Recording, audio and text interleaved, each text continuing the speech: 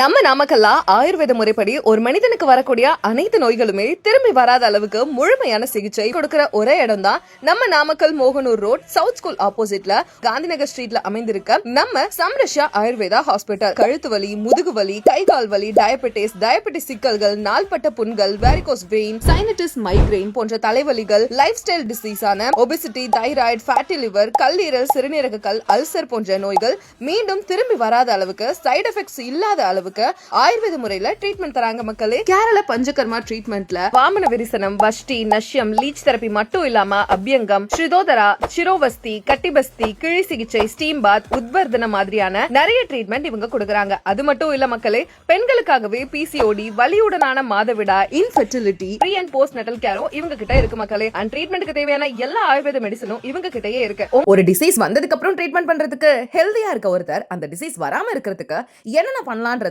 Preventive therapy.